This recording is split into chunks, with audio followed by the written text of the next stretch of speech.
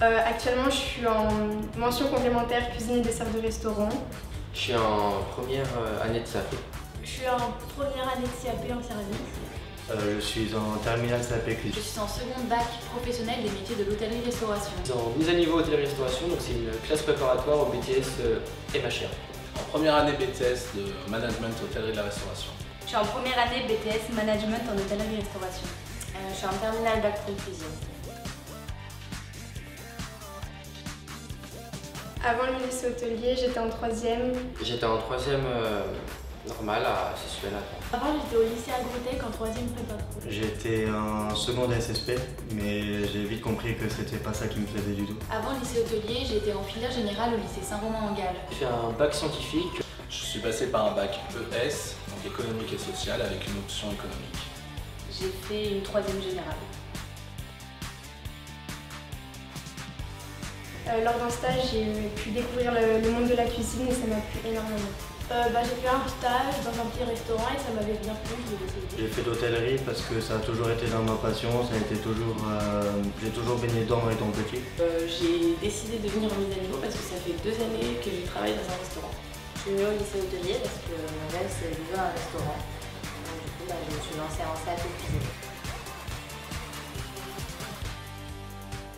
La formation se passe super bien, j'apprends à être plus créative. Ça se passe bien parce qu'on apprend beaucoup de choses, on pratique beaucoup de choses. Actuellement très bien et l'ambiance au lycée me plaît énormément. Très bien, avoir un restaurant d'application et des chambres d'application dans ce lycée, c'est vraiment un avantage parce qu'on peut apprendre en pratiquant ce qu'on aime et ce qu'on veut faire. Très bien, il y a des très bons professeurs, l'encadrement est vraiment super et un très bon groupe aussi de classe. La formation se passe très bien, c'est un BTS vraiment intéressant et puis dynamique. On est bien suivi, malgré le Covid, on arrive à suivre. Ça va, elle se passe bien. C'est la 5e année et je m'accroche. Après, je souhaiterais ouvrir mon salon de thé et proposer des pâtisseries maison. Après, grâce à ce CAP, j'ai appris à faire de la vente et j'aimerais partir en bac pro commerce. Après, je voudrais m'orienter vers un bac pro en service. Après, je pense faire un bac pro, puis si je pourrais prolonger en BTS. Par la suite, j'envisage plusieurs choses comme une licence en design culinaire ou bien alors une école de majordome. Alors j'aimerais bien partir sur une mention complémentaire dessert de restaurant ici. J'hésite encore entre l'option hébergement et l'option restaurant, mais j'irai sûr et certain sur un BTS en hôtellerie. Il suffit de suivre leur voie.